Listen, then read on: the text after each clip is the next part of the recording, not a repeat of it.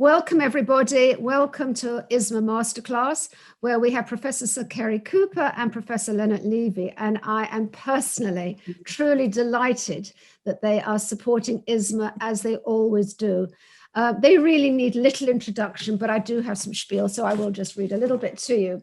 Professor Sir Cary Cooper is the 50th anniversary professor of organizational psychology and health at Manchester Business School. He is the founding president of the British Academy of Management, president of the Chartered Institute of Personal Development, and former president of Relate and president of the Institute of Welfare.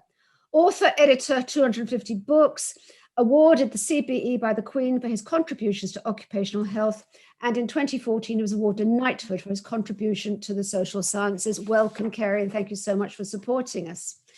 Professor Lennart Levi was founder and director of the National Swedish Institute for Psychosocial Medicine, member of the WHO expert panel on mental health, and temporary advisor to WHO, ILO, UNICEF, and EU. He was chair of the World Psychiatric Association section of occupational psychiatry and was awarded the Royal Swedish Medal of Merit for pioneering achievements in the area of stress research and the Compostela Award and other. So what can I say, gentlemen, other than we are so proud to have you here. It is absolutely a delight. And we have a lot of people here, and I know it's going to be a really extremely interesting and beneficial and insightful session. I'd like everybody to keep their questions to the end because this is very much a panel session between the two professors. And so keep your questions to the end, and then we can actually have an opportunity. You'll have an opportunity to ask them at that point. So I think that realistically, we're going through extremely, extremely difficult times. And never before have we seen such a situation happen, and hopefully never again. And I'd say to both of you now, and I think I'm going to start with Lennart first, with all the challenges that there are in the world, what would you see as what is needed at the moment? Well, I would like to quote the Secretary General of the World of the United Nations, Antonio Guterres, who quite recently said that this present situation demands nothing short of a transformation of the financial, economic, and political systems that govern our societies, and further that global efforts to date have been insufficient to deliver the change we need, jeopardizing the agenda's promise to current and future generations. So that is the situation. So where do we start? Well, I think we should start with the decision makers of tomorrow. And these are the students of today.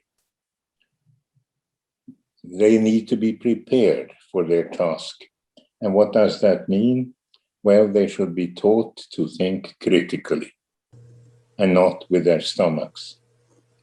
They also need to be taught to think ethically and not just with their wallets.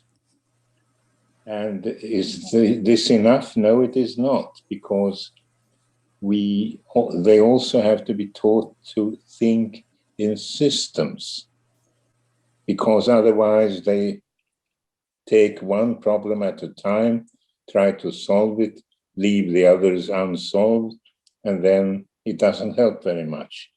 So this can't be addressed one by one. It has to be addressed as a package.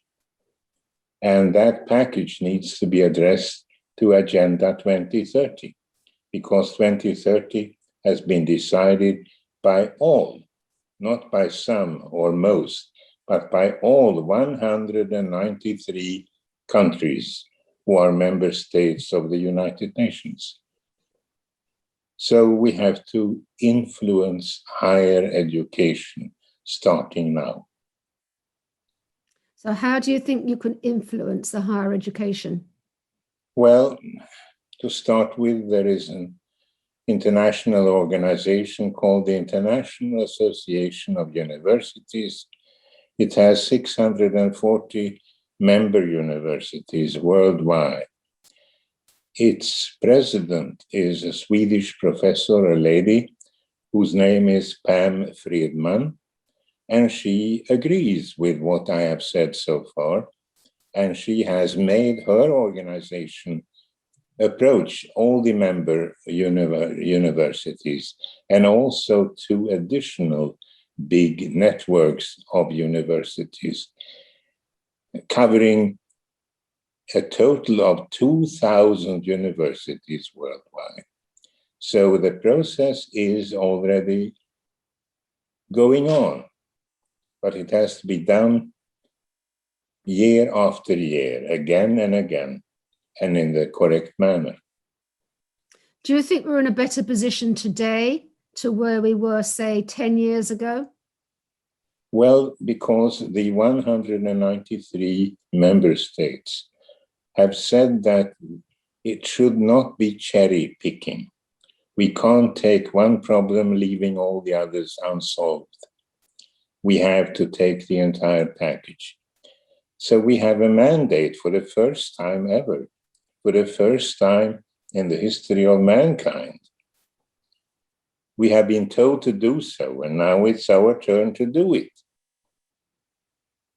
And that means discussing with the university leaders and asking them to implement what their governments and their prime ministers and all the decision makers have already accepted. So just do it, start doing it, don't wait. So what do you think might be getting in their way?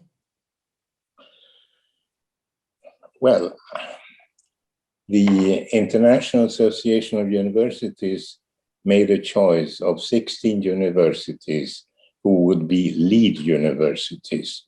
So every one of these 16 has one of the Sustainable Development Goals. And each of the lead universities has a group of about a dozen other universities cooperating with them. So much is already being done. Not everyone is aware of it, but this is so. So, okay, so if we come over to you, Cary, where we are at the moment is one of the most difficult times of our lives. Where do you see health and well-being pre-COVID and then post-COVID? How do you see the differences? Oh, I think there are major differences. By the way, I want to read something to you because I think this has really been an inflective time for all of us, a reflective time for all of us. There was something called the famine poem. Did you ever see that, Carole? It was a wonderful poem written at the beginning of the 20th century when we had this massive international famine. Listen to this. So remember, this went on for a long time. The poem is called "And People Stayed Home." And listen to this. And this is so apposite of our times. And I think it will reflect what we have to do in the future. And people stayed home and read books and listened and rested and exercised and made art and played and worked and learned new ways of being and were still and listened more deeply. Someone meditated, someone prayed, someone danced, someone met their own shadow, and people started thinking differently, and people healed. And in the absence of people who lived in ignorant ways, dangerous, mindless, and heartless, the earth began to heal.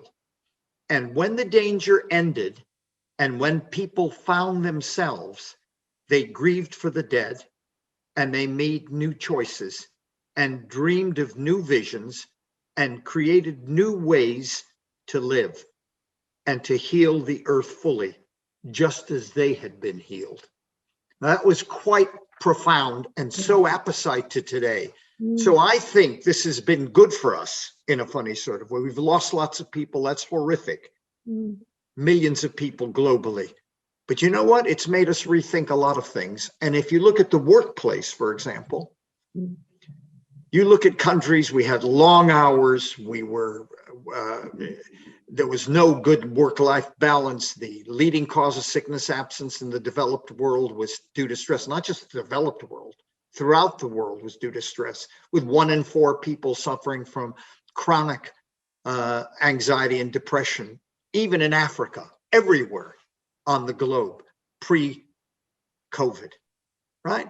And pre-COVID in the UK, for example, 57% of all long-term sickness absence, according to the Health and Safety Executive, was stress, depression, and anxiety. It used to be musculoskeletal, backache, and things like that, but that's only 25% now of long-term sickness absence. All the indicators were bad for quality of life. All right. So this is a reset. Number one, it says, guess what? We don't have to run and go into an office anymore. You commute in an hour and a half into a major city and an hour and a half back, including working long hours, spending less time with our family, you know, and mouthing the work-life balance issues. We now have, what's going to happen is we're going to have a hybrid model. People are going to be trusted more, given more autonomy and control. We know those factors are the leading causes of some of the leading sources of stress and ill health. We also know that we no longer can have line managers who are bullies, who use a command and control type attitude.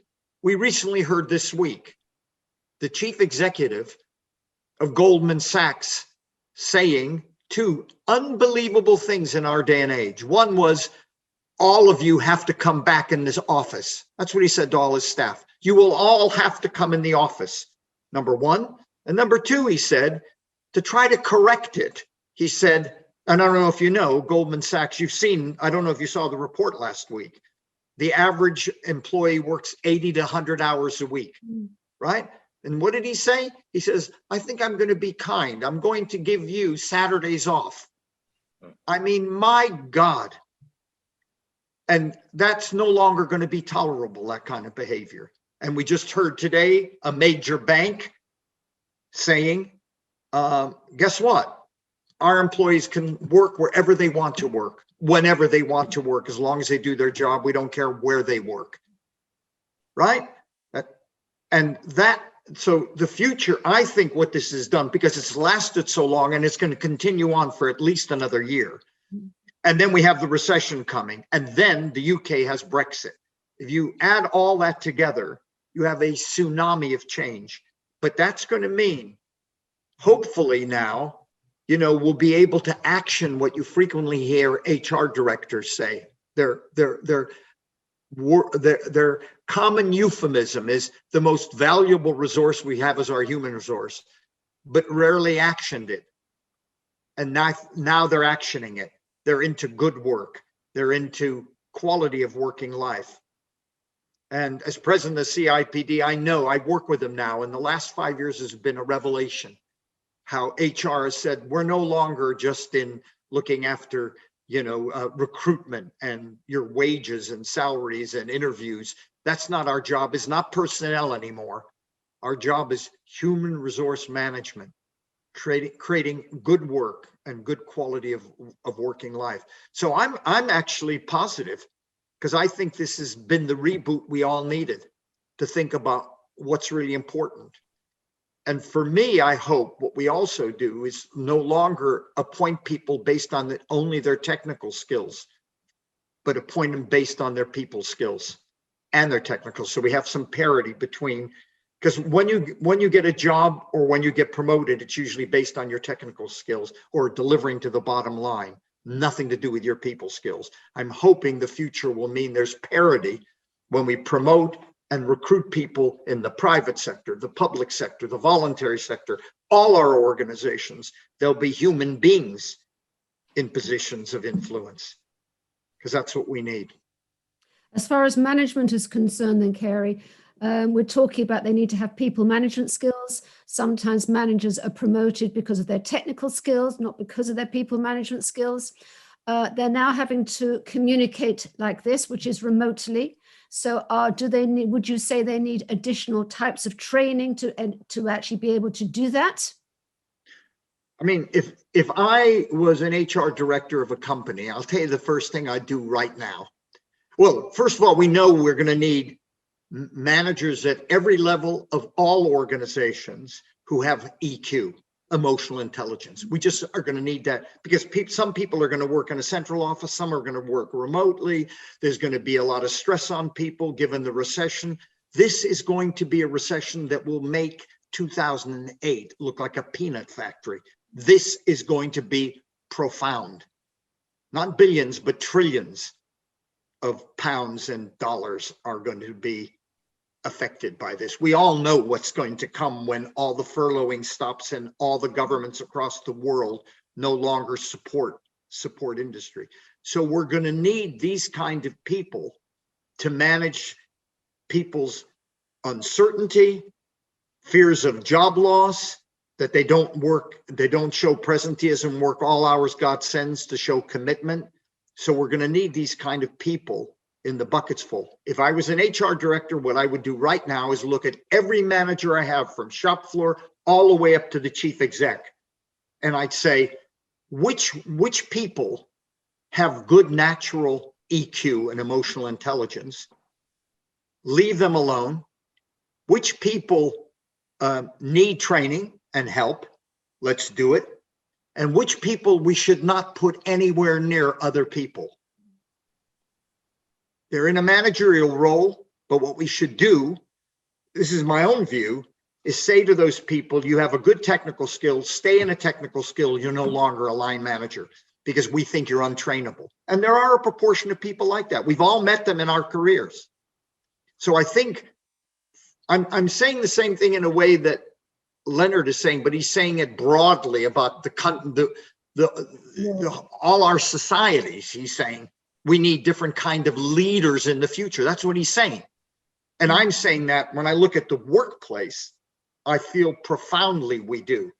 And to be honest with you, in some organizations, we're seeing it.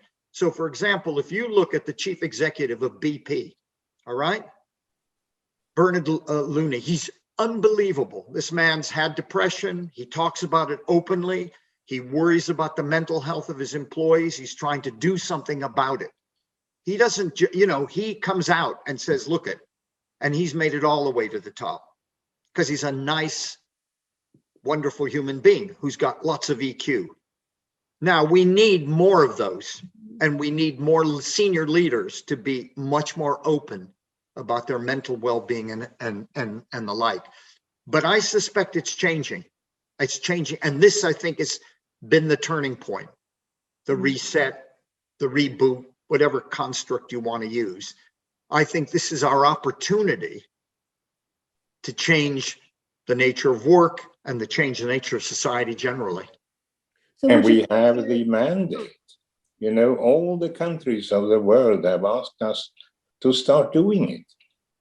Do you remember, Lennart, a number of years ago, and I was sitting on the World Economic Forum on their Mental Health Global Agenda Council, and we went to New York. In New York, there's something called the Bhutan Declaration, okay? So this was about 5 years ago. Bhutan talks about gross national well-being. They don't measure GDP. Gross national well-being is their construct. The UN, the Bhutan Declaration, was brought to the United Nations in New York. And for countries to vote, should we be changing the metric on which we measure the success of our societies from GDP into gross national well-being? And 79 countries voted for it, that we should change it. And Bobby Kennedy gave a speech in 1968 before he was assassinated, 2 weeks before he was assassinated. He had a wonderful speech. His speech was called Gross National Wellbeing. We're measuring the wrong things when all we're measuring is the output of our products and services. We should be looking at the quality of our life, of which one indicator is GDP, but it's only one. It's an economic indicator, but there should be more.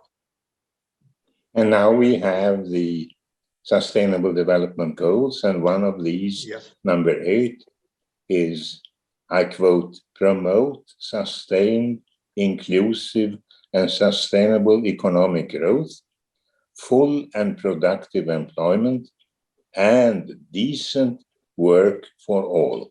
Absolutely. Decent work for all. Yeah, the thing now we have to do, Lennart, is action that. You know, we have to make sure that, that's how the direction countries should be moving in. I was pleased here when, what's his name came in, the Prime Minister, 2010, I forgot his name now, would you believe it?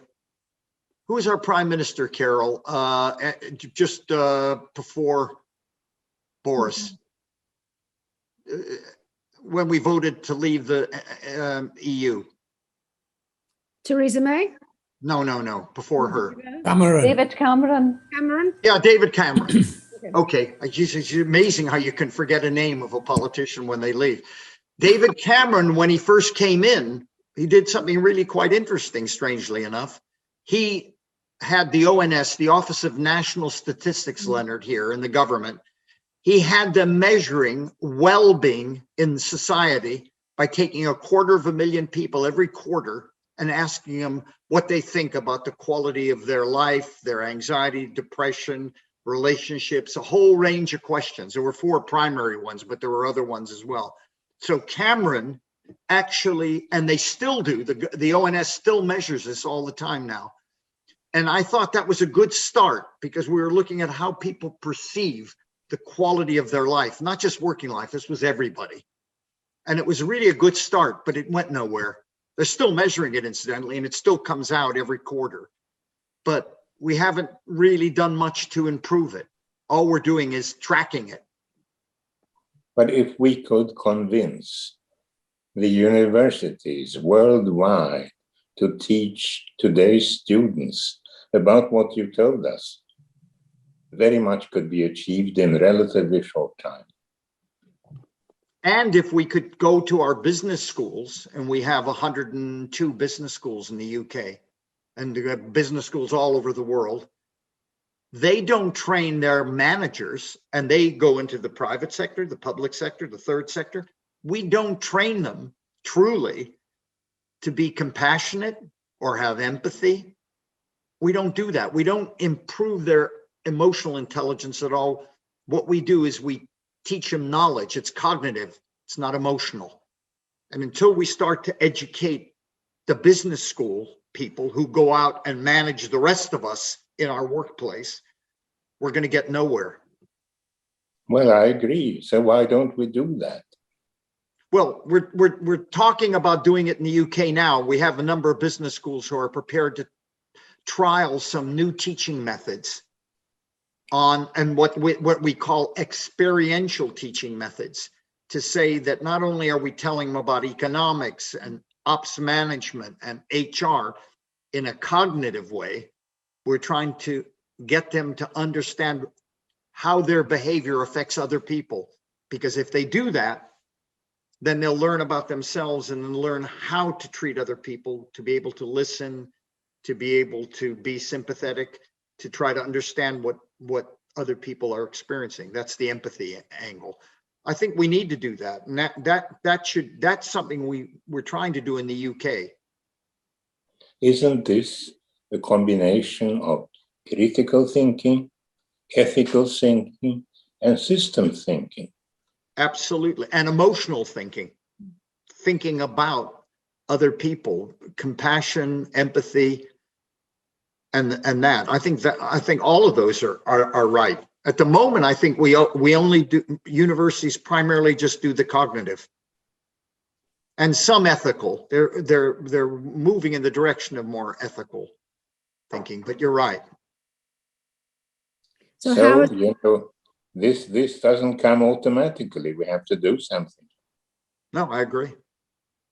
So how can we, you're talking about EQ, how are we going to be able to do that, bearing in mind we are all working remotely at the moment? What do you mean, how can we do that? You mean in terms of training or development or whatever? Exactly so. Yeah, but we won't be working 100%. Look at, I think, Carole, if you look pre-COVID, there's been a move 10 years before the lockdown and COVID hit us, where people were saying, I want more autonomy and control over my life. And where I can, I want to work flexibly, but they didn't want to work 100% remotely. I did a book which came out in May of 2020, thank goodness. but the book was called it's called Flexible Work. What I did is I went to all the scientists in different parts of the world. I went to China, I went to North America, I went to Europe, South America, and we said, I went to the academics in an edited volume. What does the science show about flexible work?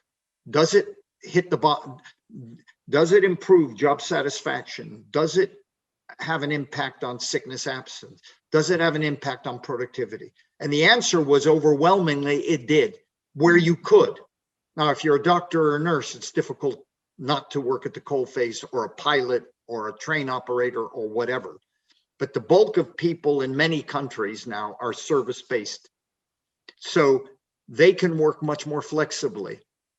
So I think the good news is that we now will not work 100% remotely. That's not what people want. They don't want Goldman Sachs forcing people to come to a central office. They don't want any other employer to say, you're all going to have to work 100% from home. What they want is to say, trust me, value me, and believe me, I'll give back to you. That I have elder care issues. I have child care issues. I want to work. I will achieve those objectives, but where and when I do it, just leave it up to me in conjunction with you, given the role I play. And that is what Nationwide did today. That's what they said to their employees, 10, 15,000, I can't remember what it was, number of employees. You decide, we will decide with you, given the role you play, what you want. And if we can action that, we'll just do it. And I think that's the human touch. And how do we achieve this, Cary? Isn't that through education, through higher education? Particularly, I agree with you, with the economic universities. Yeah, no, I agree with you. I think we can. I think education is part of the answer. And then part of the answer is advocacy by people like you and me and other people who feel the same way we do. And to demonstrate to industry and to business and to the public sector that it pays off too. You know, that really the kind of stuff we're talking about isn't hairy-fairy that's going to destroy our economy. Quite the opposite. I mean, the UK has adopted for many years an American style of management, you know, much more of a command and control style. And what's our productivity? We're tied at the bottom of the G7 with Italy, and we're 17th in the G20 on productivity per capita. It's not helped us to be Americanized, not at all.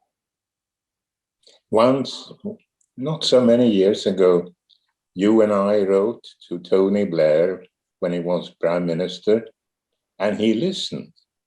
He invited us to 10 Downing Street, and we made him decide on what we proposed, namely a Swedish-British collaboration between scientists and politicians. So cross-fertilizing our thinking and their thinking. Yeah. Then we could try it again. Yeah, and the guy we met was Simon Stevens, who's now the head of the NHS, and a very, very effective one. Look what he's done with the rollout of the vaccine. He's been stellar, and he is a top CEO of a very important organization to all of us in the UK.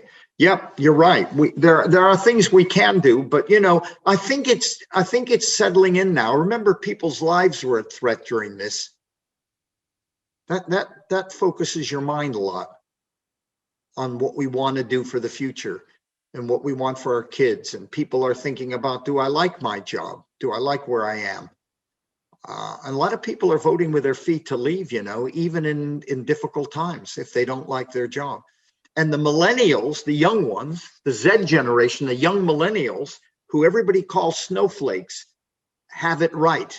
Because that generation are saying, yes, they move from one employer to another. And the reason they do that is because they don't like the quality of life in the business they're in.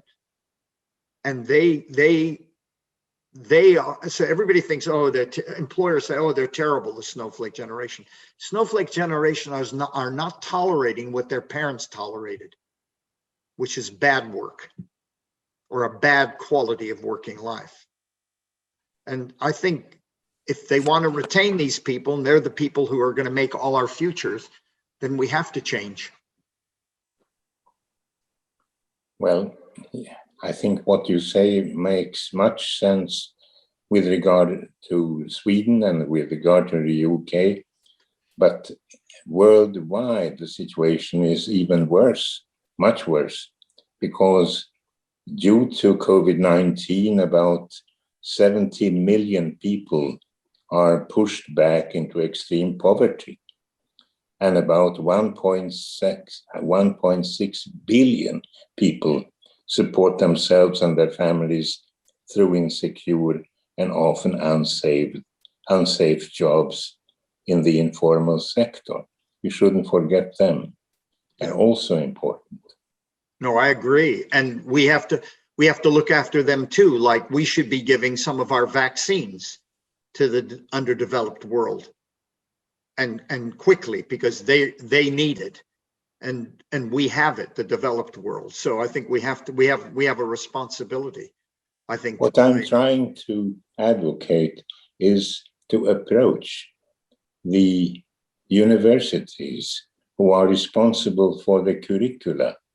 And if the curricula could be adjusted to what we are discussing now, that would change the future of the world. If millions of students would be taught and acting on the things they were taught, it would be fantastic. Yeah, I agree with you. It's one part of a strategy. I agree, a very important part. Cary, what do you think about the challenges that people are going through at the moment as far as re-entry anxiety is concerned? People who are concerned about coming back into the workplace, concerned about getting on buses and trains and leaving the safety of their home. They've been, inverted commas, incarcerated for the past year, and they're comfortable. Well, that is their comfort zone. How can companies encourage and help people, even if they come back to a hybrid way of working? How can they encourage them to come back into the workplace? Well, first of all, incidentally, the notion that we haven't been working is such a fallacy. In fact, if you ask almost anybody, and the surveys that have been done during this period of time, and I've done lumber myself, are showing people are working actually longer hours than they did pre-COVID. And why are they working long hours? They have 2 or 3 hours of no commute in. That's number one. Number two, they're being driven by presenteeism. In other words, they're worried about their jobs, security of their jobs, therefore working longer hours and sending emails at all times a day. In fact, that's a real worry I have. And when I'm giving talks now, I'm saying to all managers from shop floor to top floor, please check one-to-one with every one of your direct reports. Make sure they're not overworking. Get in touch with people who start sending you emails at 9 o'clock at night. Don't let them do it. They're damaging themselves. But we're going to go into a hybrid model, and there are very few employers forcing people to come back quickly, right? And that is good. That is good, and because it's working, it's delivering to the bottom line. I think if we look our productivity, I'll bet you our productivity per capita has risen during this period of time rather than declined.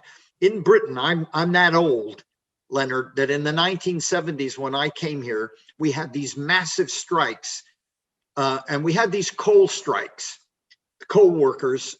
And then we had electricity workers, electricity generating workers who were on strike for a long period of time, and that the electricity then went to businesses for only 3 days a week. Do you remember that, Carole?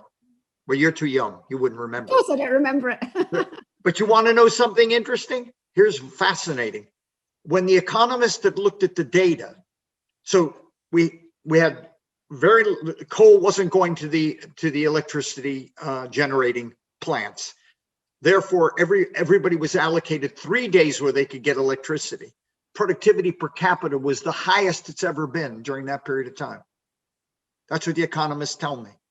So we don't need to work 5 days a week necessarily, by the way. The implication is, that's somebody else we have to think about. And there's like New Zealand is into the notion of a 4-day working week now, and other countries are beginning to think about it. For me, I would rather just do flexible. I'd rather just say, come on, that's what you have to do. When and how you do it is up to you. Let's get on with it. And I think that would help. People won't go back to work the way they were. They are worried about it. But as we get the vaccine, Carole, I'm not too bothered. I think the the only good thing we've done in this year from a political point of view is to roll out the vaccine. And that has nothing to do with the politicians. That has to do with the NHS, and it has to do with the pharma companies like AstraZeneca, which did the vaccine, everybody should remember, at cost. Not like Moderna, not like Pfizer, not like Johnson & Johnson. They did it for nothing, just to meet their costs. So everybody in Europe is criticizing them, the EU. They shouldn't. So what you're saying is that I think what you're saying here is that you think there's going to be a hybrid way of working. Absolutely. Managers are going to have to learn EQ in order to manage their people.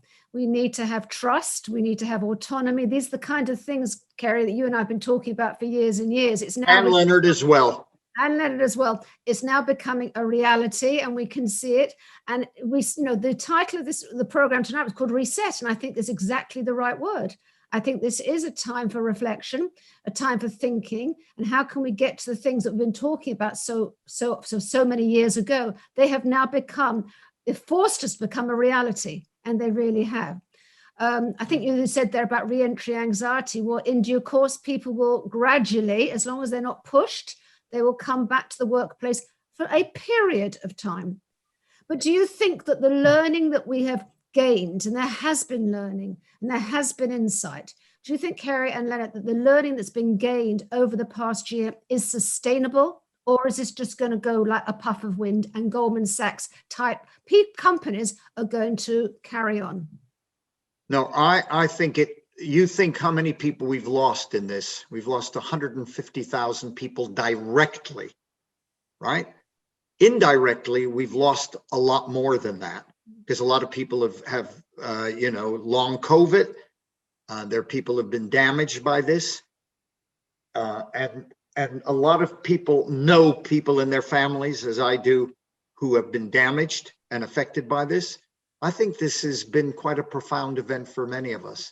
Had it only gone on for 3 months and we found a vaccine and everything else, I think we would have gone back to the old times. But I think in a way, I don't know what Lennart thinks, but I think in a way, pre-COVID, we're beginning to think this way.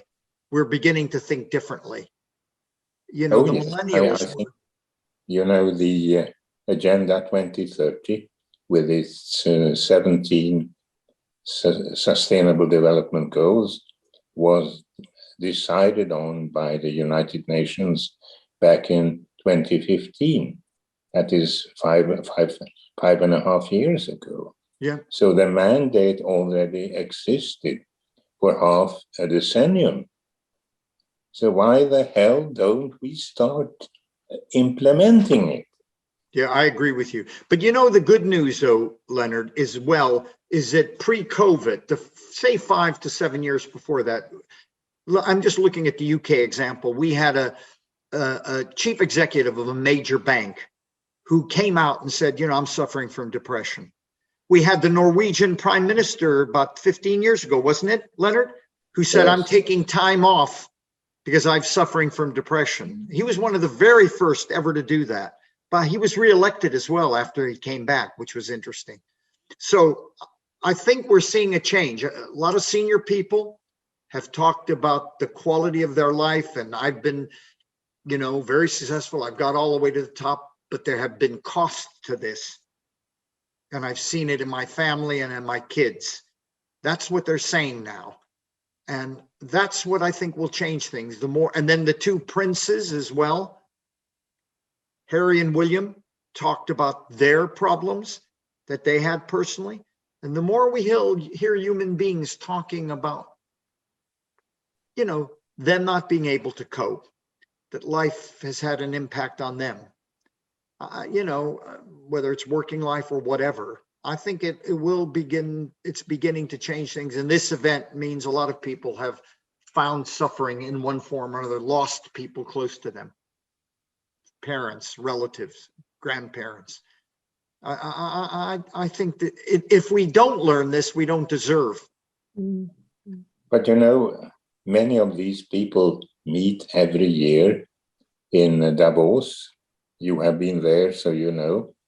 It's the World Economic Forum. The economic leaders of the world meet there again and again.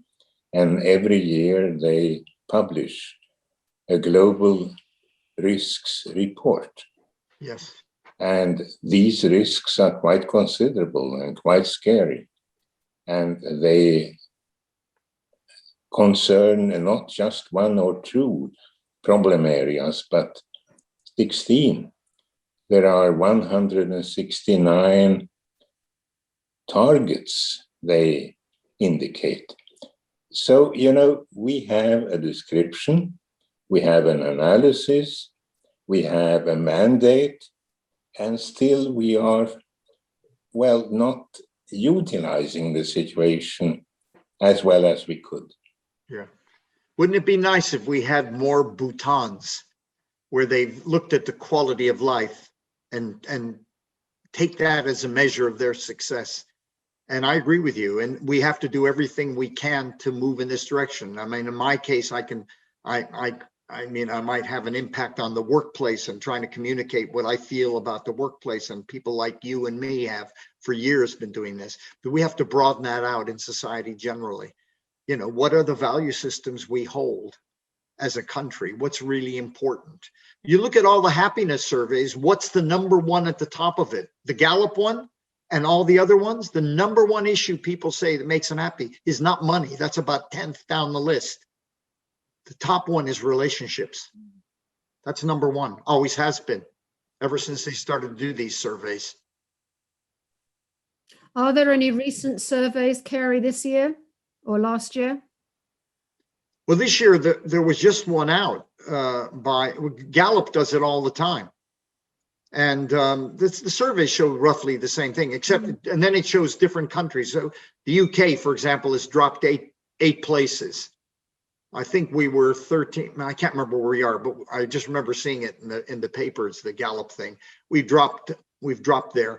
And the countries that seem to do well, the country that's number one and seems to continue to be number one, Lennart, is Finland. In terms of quality of life, education, the family, work, all the factors that make up,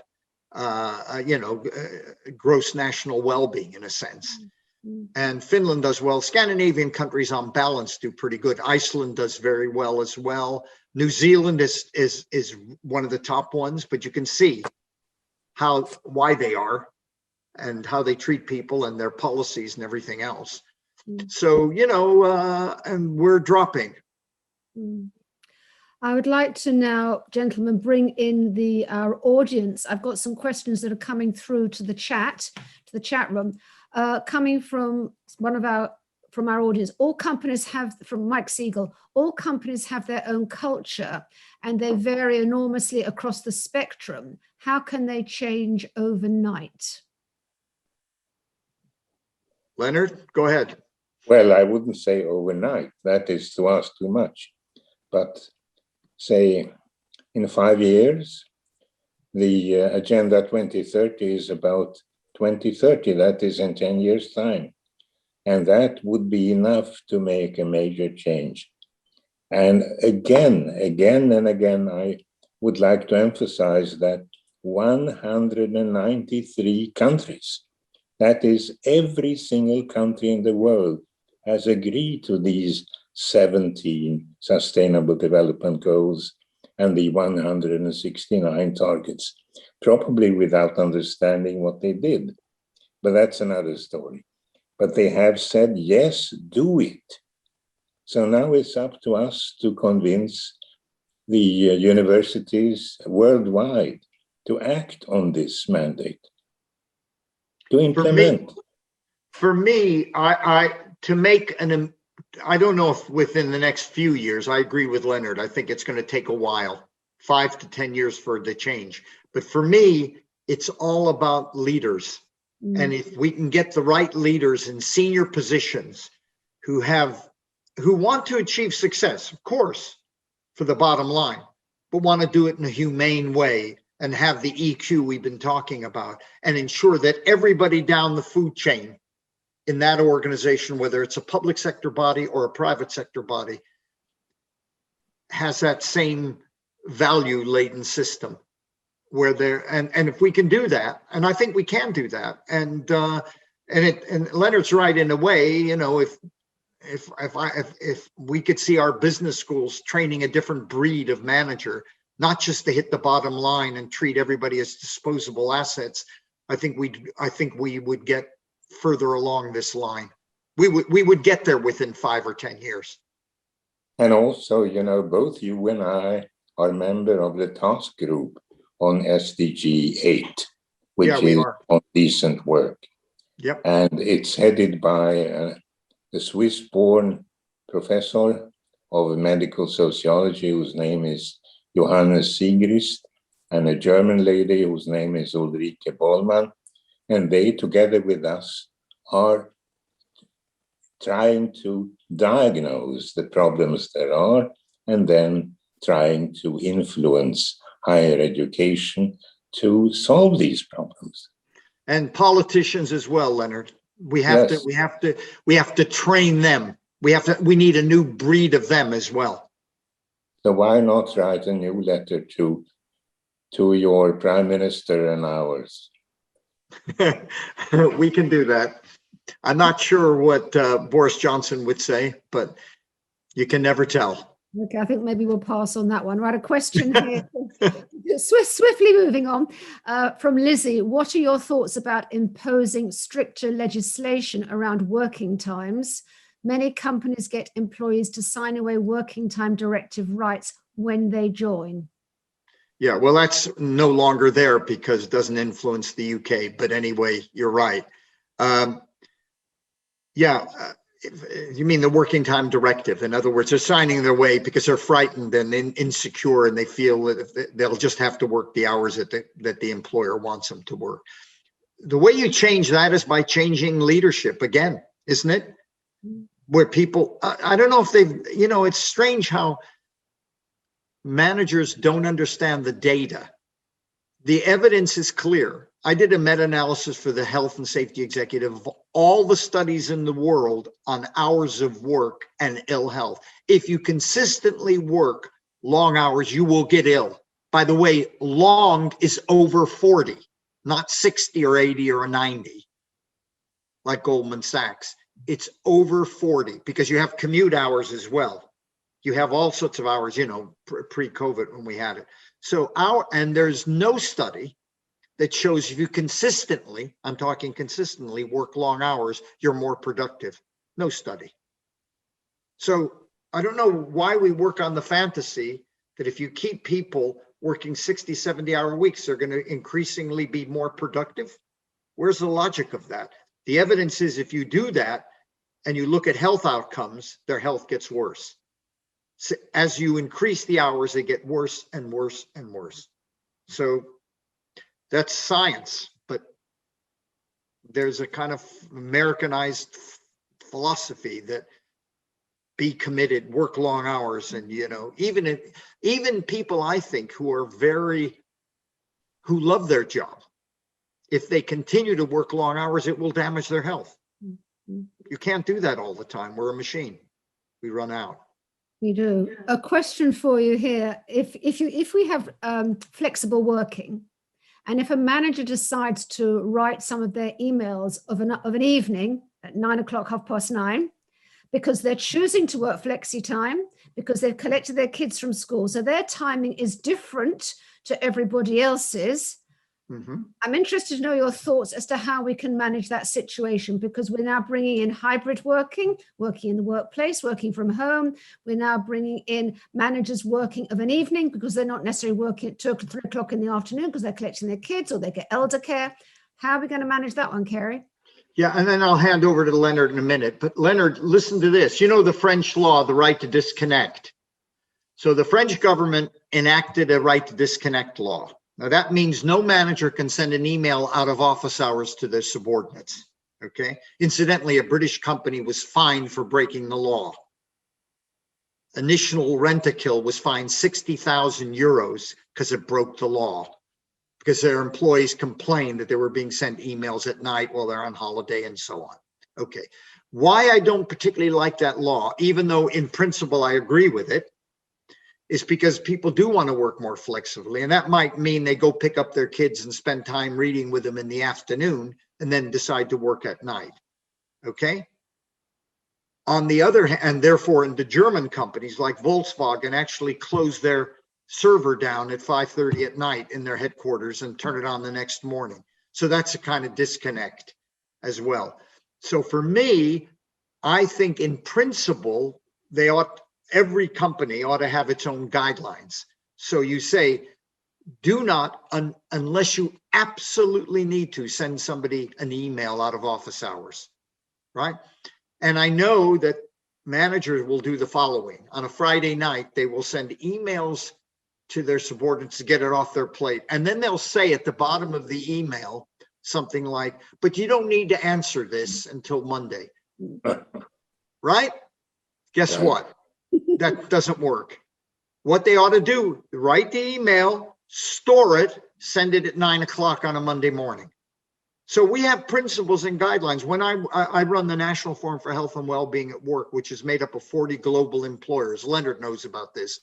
40 global employers, big ones, Microsoft, BT, BP, Shell, etc. Big companies. And we meet HR directors and chief medical officers.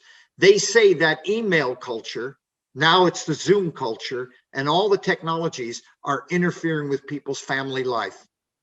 They say that is one of the biggest problems we have for the health and well-being and productivity of people. That's fascinating. Line managers are number one, and this is their number two. So we have to manage this process and giving people guidelines so that people have an outside life.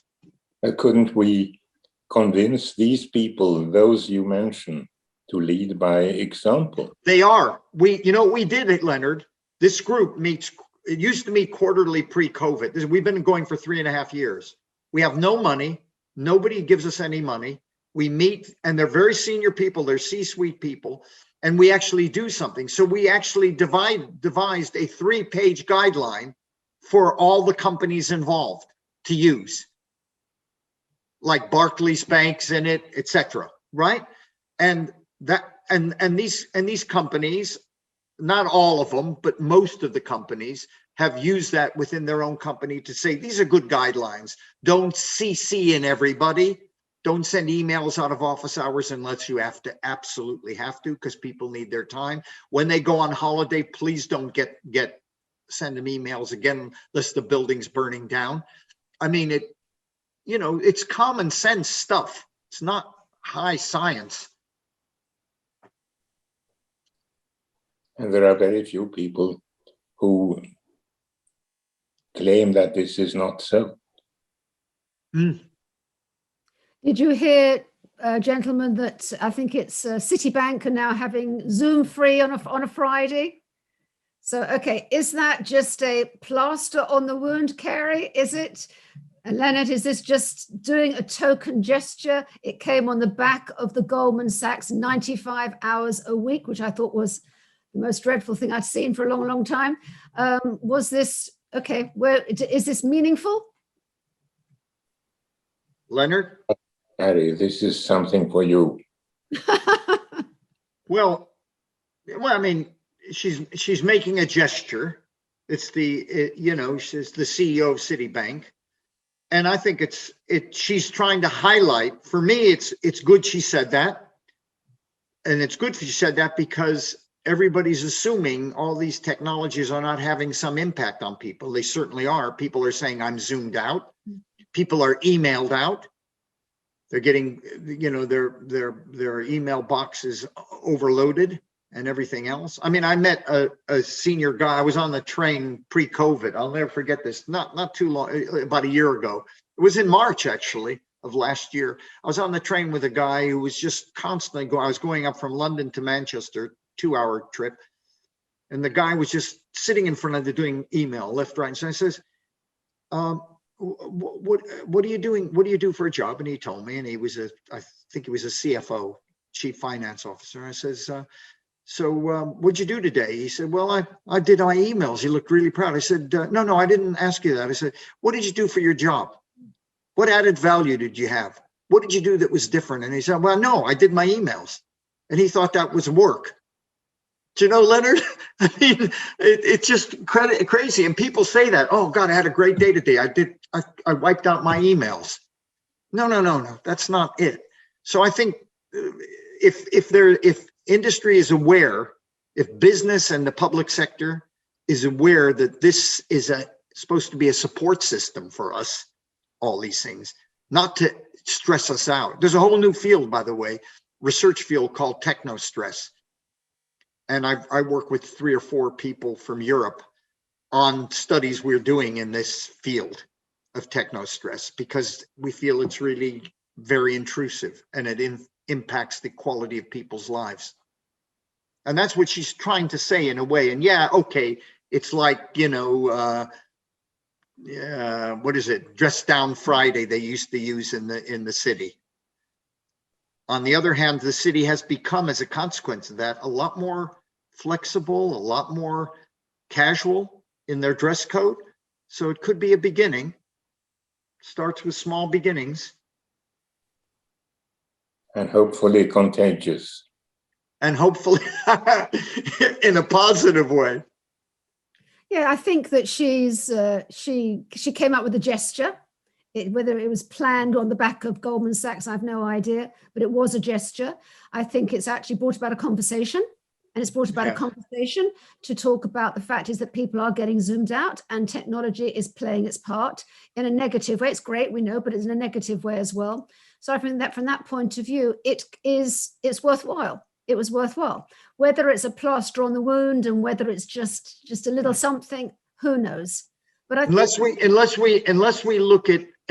all organizations have well-being as its base and think, how do we change this culture and look at it strategically? There are companies I know who now have what is a really growing role is the director of health and well-being. Many companies now have one. That person sometimes reports directly to the CEO, or sometimes reports to the direct report to the HR director or the chief medical officer. We need more of those. And I got a phone call about a year ago from a headhunting firm in the United States. Leonard, you'll be interested in this, who said to me, Cary, we normally recruit, I don't know this firm at all. They just called me up out of the blue and they said, we know you work in the well-being field. We normally recruit CEOs of major companies globally, or American companies. They were primarily American, some global. But we're now having requests for a chief well-being officer, independent of the HR director and independent of the chief occupational physician. I thought that was fascinating. So what would a role look like, they said to me. I said, well, that's fascinating. So I spent some time just thinking it through with them, what maybe the characteristics of that role would be and who that role should report to. Because if we really care about our people, then we probably should go directly to the CEO. Do you think, Cary, that we're all talking about mental health in the workplace more than we have before? Do you think it's having its impact? We're now having mental health first aiders, we're having listening teams.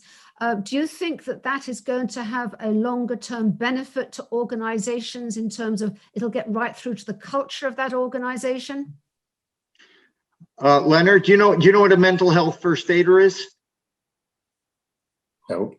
Okay, you know how you have first aid in a company first aid people, you know, somebody who's trained, and if another employee gets, you know, well, now in the UK and particularly the UK and the US and a few other countries, they're now they're allowing staff to be trained to provide first aid, to be a listener to people's problems. It's called mental health first aid. I had a PhD student who just finished her PhD with me last month and got it, where she was evaluating it in a big UK company. And we were looking at it, that company had 2,000 people who were mental health first aiders. And she did an evaluation of, does this work? Is it helping people? And so on. I don't think that changes a culture. I think it's a part of the strategy of well-being. It's one strategic part of the puzzle, because it's the line managers as part of the puzzle. It's the long hours culture. It's allowing people to work flexibly. It's multivariate. You need all of those pieces to make up the puzzle of well-being. So because a couple of years ago, I approached Karolinska Institutet, which is the university deciding on the Nobel Prizes in medicine. It's my alma mater. And I proposed to the president that we should organize a meeting on rethinking higher education inspired by the Sustainable Development Goals. And he said yes. And the board said yes. And they did so together with the University of Gothenburg, which is also another major university, and the Chalmers University of Technology and the Swedish Academy of Sciences. You know, if we start making such initiatives and teach the decision makers what they need to be taught, and hopefully they will implement it afterwards, I think that is the way to get started. Yeah, absolutely. Can I just come in for a minute, Carole? Because I've seen 4 or 5 things about the mental health first aid come up. Yes. Yep. Let me just say this. What she found was that mental health first aid helps the recipient, but it also helps the person doing it. Mm-hmm. However, there are concerns, and the concern is that any employee who wants to do it is usually allowed to, and there should be more screening on who does it. Mm-hmm. Because you're talking about people, they are acting as kind of quasi-counselors to other members of staff. You have to be very careful who's doing that. Yes. And that their motives are, what their motives are like, and what their skill base is. So it's about selecting them. Yeah. Number one, and training them, and they should give proper training to them, and some of them are not getting proper training. So that's the caveats. Yeah, the training is there. I think it's the training includes some listening, but nevertheless, the managers should be listening because they're the first port of call. So in some ways, they're the supportive measure. They're the supportive team. My concern about mental health first aiders is that they're given 1 or 2 days training and then expected to go out there in inverted commas, save the world. And there's nobody giving them support, and there's nobody giving them supervision. That is my concern. Whereas if you're training manage, and I agree with the supportive measure, I do, but I'm concerned about their own supervision and their own safety. Managers are taught to listen, and they should be taught to listen, knowing their boundaries and their own limitations.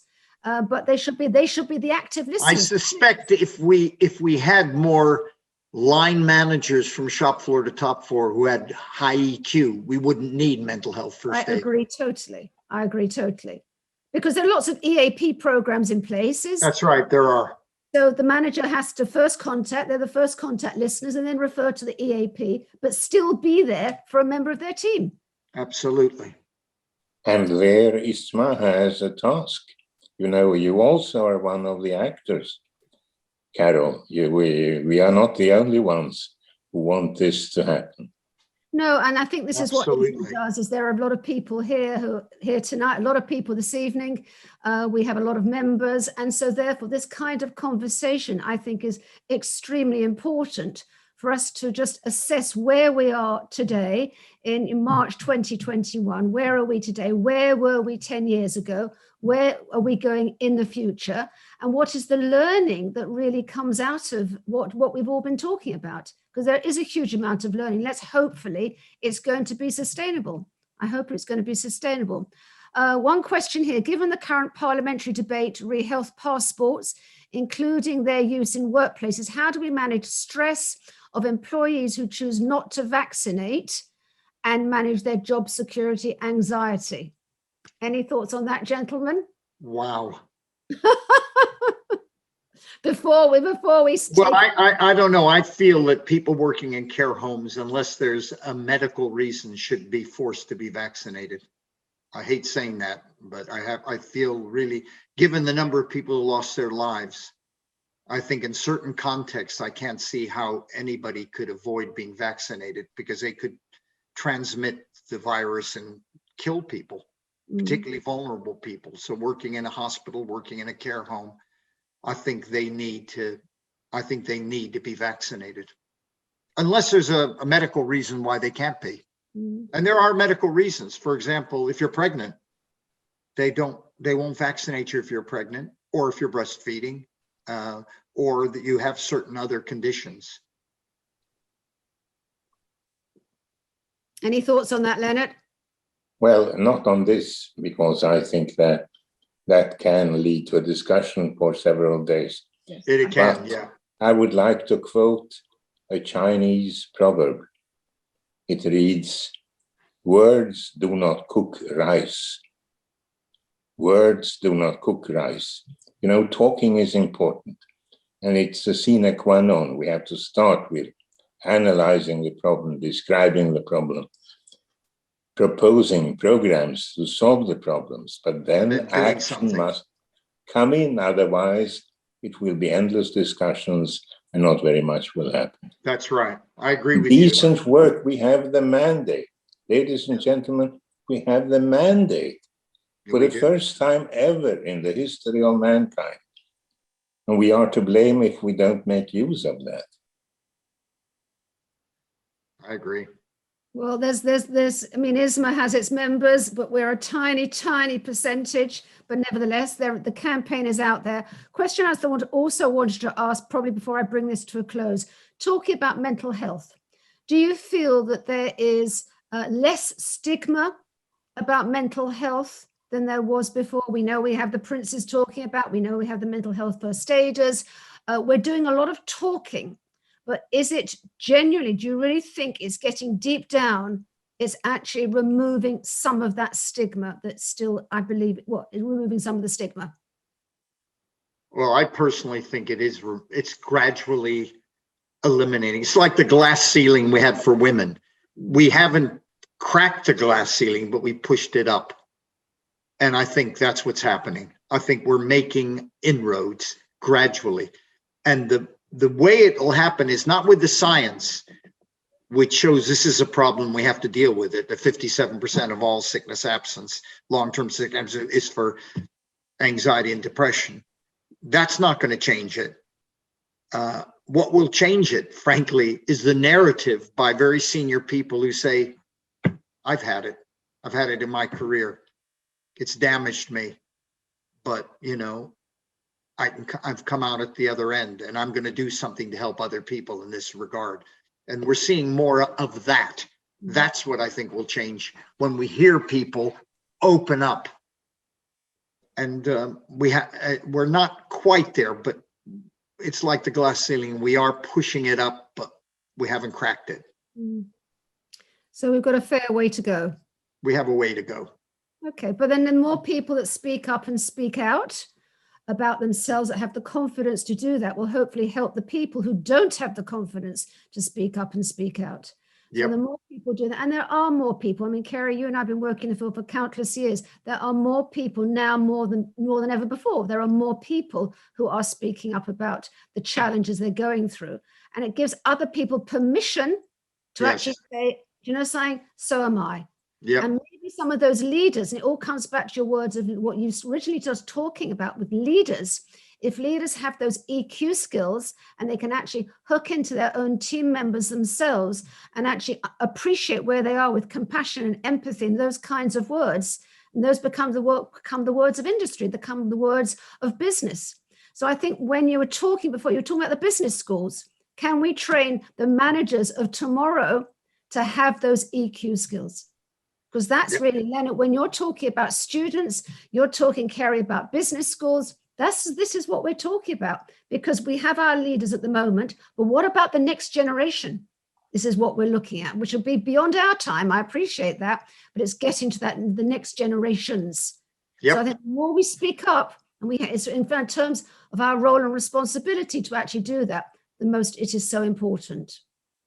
Any last words from you both gentlemen? Lennart, any last words from you? Well, I remember discussing this with Hans Selye, who was the originator of the stress concept some 16 or 70 years ago. And he said, love thy neighbor as thyself is to ask too much. Very few people can do that. But he said there is a good alternative, and that is earn thy neighbor's love. Earn it. By being nice to other people, they are usually being nice, they reciprocate. Earn thy neighbor's love. That is one quote, and the other one comes from Sir Michael Marmot, who usually tells us, look for the causes behind the causes, not just treating the problems, but also the causes of the problems. Yeah, absolutely. Yeah, for me, I agree with Lennart, and I agree with you too, Carole. I think for me, the major word is kindness. Can we be kind? And I notice, so I found a trick that I do. So the way I do it is, if I'm really angry with somebody at work about something, right? I stop and I'm ready to get, they did something really wrong. And I think to them, I'm ready to get to them, and I stop myself. And then I think, what if that was my daughter? And that's my daughter. And I'm about to say this to my daughter. How would I like my daughter's boss to be saying this to them, to my own flesh and blood? And I stop myself. So kindness, because we don't always feel kind. We're angry sometimes and appalled by people's behavior. If we can just stop ourselves every once in a while and just think about other human beings, that would be really good, and it would help. EQ all over the place.